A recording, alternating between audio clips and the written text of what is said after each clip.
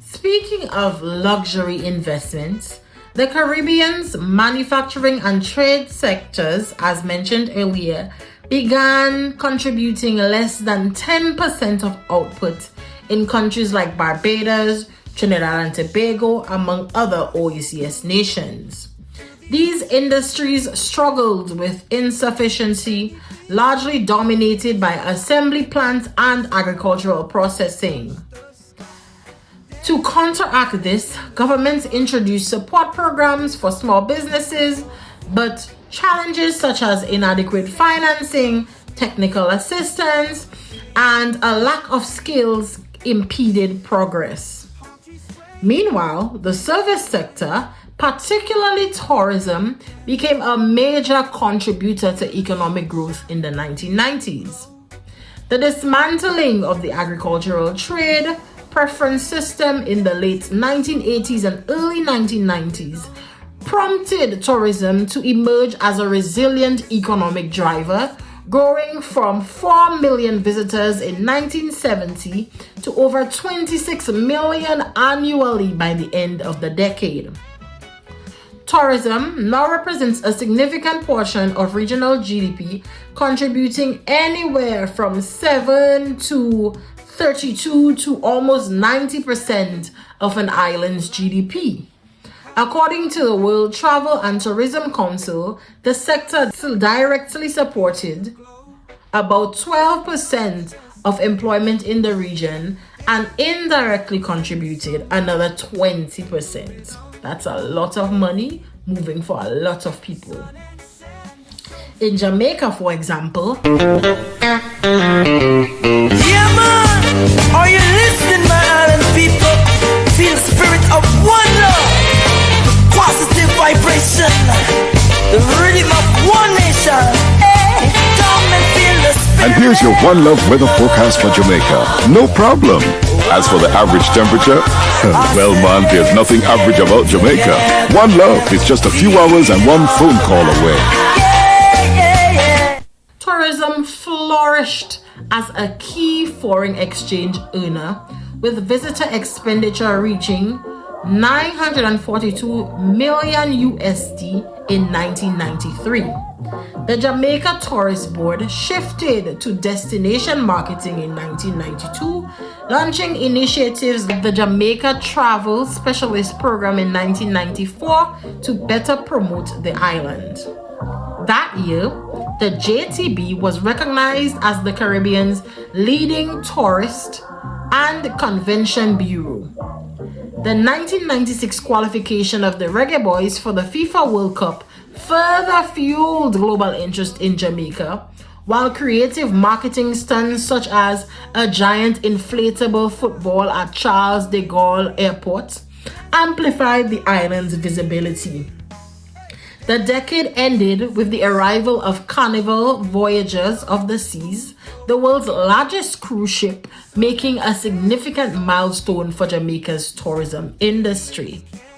Another example of an island in which tourism has done wonders, especially in the 1990s, is Dominica. Let your spirit take to flight, let your heart run free and wild, find your soul in Dominica, the nature isle.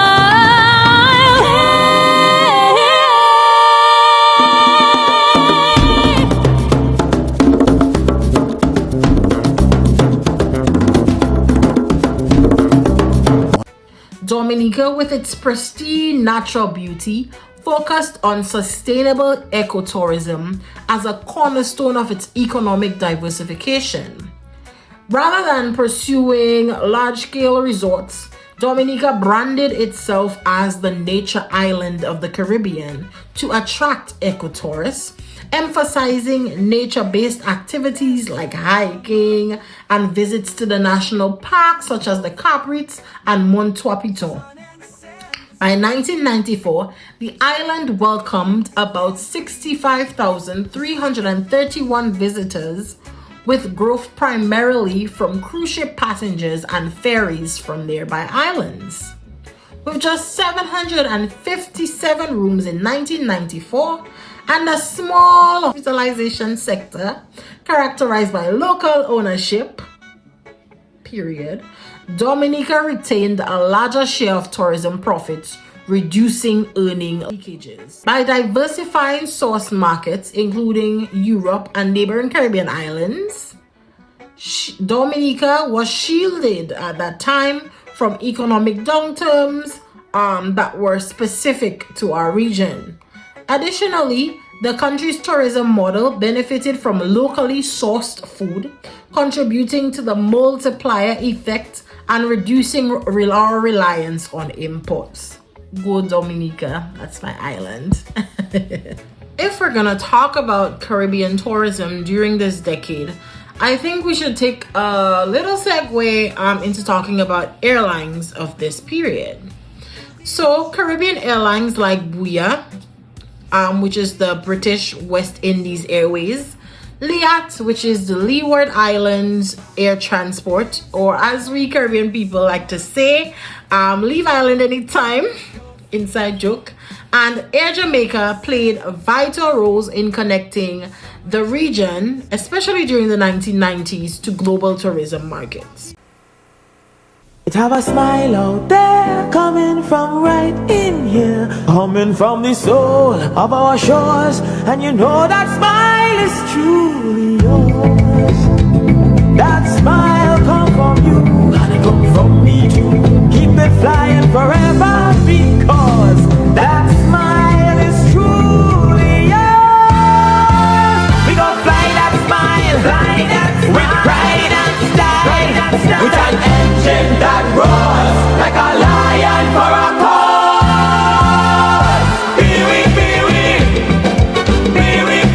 Truly yours.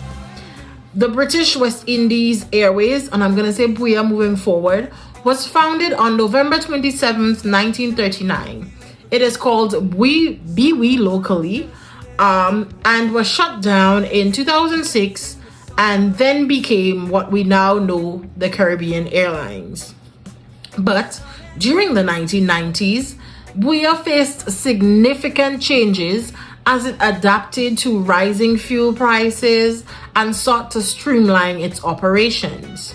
The airline revamped its routes, cutting certain flights, including its flights to Manchester and some inter-Caribbean services as well, in order to optimize its profitability.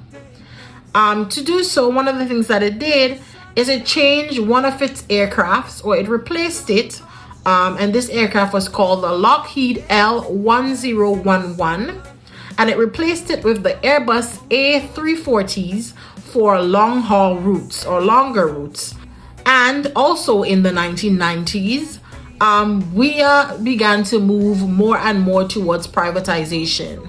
So shares of the airline were offered on the Trinidad and Tobago stock market, with ownership shifting to US and Caribbean investment groups. Additionally, BWIA underwent a rebranding in 2000, introducing a new livery featuring the steel pan instrument on the tail and transitioning to a fleet of Boeing 737s. If you're a pilot, you understand this speak. Despite these efforts, however, the airline did struggle financially, as with many Caribbean airlines, requiring multiple government bailouts, and remained pretty unprofitable in the early 2000s. In a similar vein to this relentless unprofitability is LIAT, which was a critical, and when I say critical, I can tell you everyone took LIAT if they're from the Caribbean at some point growing up. So LIAT was a critical carrier for inter-island travel, meaning between islands, and it was founded in 1957. But in the 90s, LIAT made significant transformations to address its economic challenges and to adapt to growing aviation competition. During this period, the airline strengthened its position by entering into interline agreements with major carriers to support tourism and regional connectivity. However, undercapitalization severely impacted LIAT's financial stability, promoting shareholders like the government to pursue more privatization of the airline. A restructuring program from 1994 to 1995 based in Antigua streamlined operations, reduced costs, and improved efficiency, achieving on-time performance of 85%. This restructuring attracted regional investments despite competition. And then in 1996, a new board led by private shareholders took control of LIAT's operational efficiency and customer service, resulting in the culmination of a commercial agreement with BWIA, as I mentioned earlier, in order to optimize and enhance its services. But then, by the mid-90s, LIAT modernized its fleet, acquiring new aircrafts and phasing out older ones, which improves its flexibility and punctuality. And then it began to serve 26 destinations with this new fleet, which is awesome. However, as many of you know who are West Indian or from the Caribbean region, LIAT time and time again has gone through many phases, but it is actually one of the airlines that I've come to love and appreciate. So moving forward to talk about Air Jamaica. Air Jamaica, I think, was probably the most iconic of these three airlines particularly during this time period. And I think it played a significant role in helping Jamaica's tourism sector with routes to North America, the UK, and other Caribbean destinations. During the 1990s, Air Jamaica underwent significant expansion and transformation, driven again, all of these a common theme, driven by the need for privatization and strategic leadership. In 1999, the Jamaican government privatized the airline, giving majority stake to the Air Jamaica Acquisition Group, while employees retained 5% stake of its operations. This transition aimed to revitalize the airline with fresh capital and operational improvements. And under the leadership of hotelier Jordan Butch Stewart, who took charge in 1994, Air Jamaica introduced enhancements including a fleet upgrade, the launch of a frequent flyer program, the creation of in-flight magazine called Skywritings, and feeder services to strengthen its network. The airline expanded its routes to destinations such as Phoenix, Frankfurt, London, Manchester, Santo Domingo, Fort Lauderdale, just to name a few. Notable achievements including direct flights from Kingston and London Heathrow using its new fleet of airlines in 1996, and between Montego Bay and Los Angeles in 1999.